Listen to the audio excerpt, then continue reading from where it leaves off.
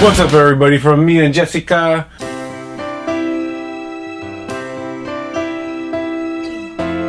I love you, Jessica. Welcome back to the shop. I'm feeling like crap. I'm sick, but the show must go on. We got my hot tea here. I'm gonna try to get through this.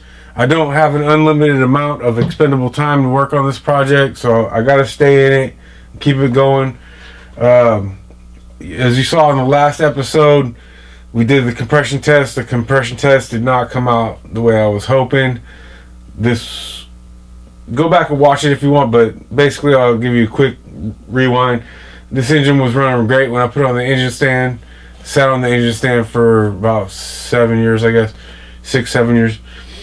Did a compression test. Even though I primed the oil and pre-lubed the top end, I was reading between 115 and 150 pounds. So I believe that the problem here is that I'm not achieving the oil pressure required to get those lifters to pop. And I want to bring it up to heat, bring it up to temperature.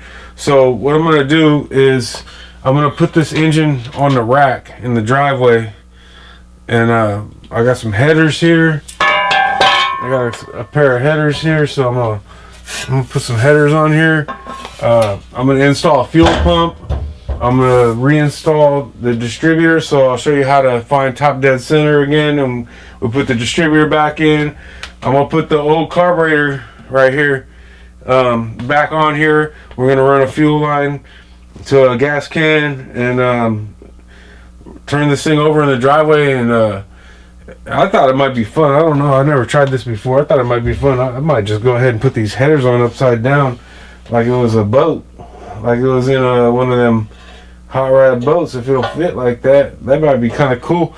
You know, firing up at night, and maybe we can shoot some flames out. That'd be kind of cool, huh? Anyways, that's what I'm gonna do. And another thing I want to tell you about is as I learn and discover things along the way, I'm going to try to tell you, just so you know, in case you don't know, or help you from finding out the way that I found out.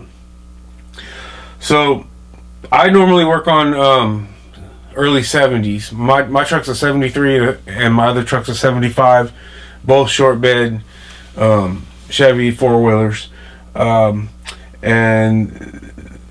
I assumed some things that I didn't know. You look at this as a Chevy 350. It looks the same as every Chevy 350, but there are some differences. In the 70s, they were internally balanced, and this is a 1980 to 1985 version of the Chevy 350. It's an externally balanced engine, and the hub on the back for the flywheel or flex plate is a different diameter, so it's not the same flex plate or flywheel. So I'm gonna have to, when I pull the engine out of my 73, I'm gonna have to get a different flywheel to accommodate this engine, and we'll have to see if that clutch that's in there works too. Another thing that brings to mind as a question, I don't know, I'm gonna have to find out, just like you will by watching or getting in there and doing it yourself, is the harmonic balancer going to be the same? Can I use the harmonic balancer that comes off my 73 truck in this 1980 to 1985 Chevy 350? I don't know. I'm going to assume that one's probably the same, but there's no way to know unless I actually do it and check it out. Another thing, excuse me, I'm sick. The starter that I put on here, I ordered for, I just gave him a generic year. I said, give me a starter for a 1977 Chevy 350. Turns out the bolt pattern is slightly different. So when I bolted it in, the bolts went in and everything.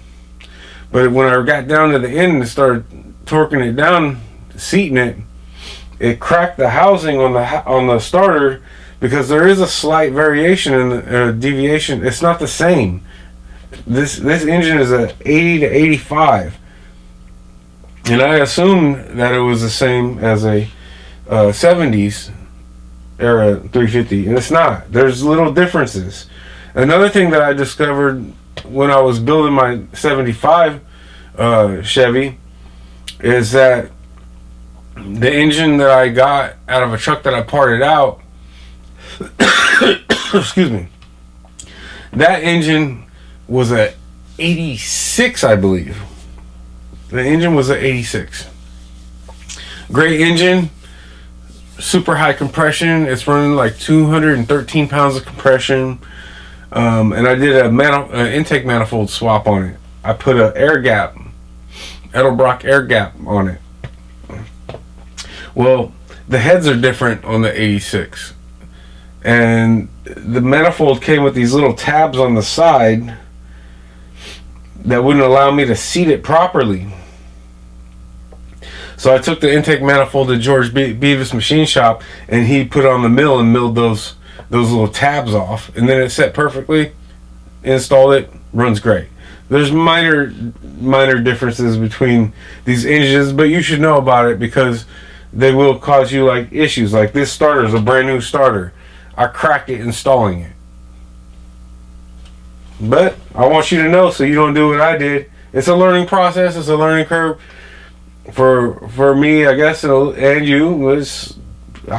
Maybe I saved you a little time just by letting you. I ain't embarrassed to tell you, hey, I screwed up. Whatever. It happens. It's not a big deal. I got another starter right here. I went and got the correct starter. So we're going to remove this starter, install this one. And I also got a fuel pump somewhere around here. We're going to install a fuel pump, and I'll show you how you do that. And we'll talk about how that works. We're going to get rid of these engine mounts. We got to take these engine mounts off.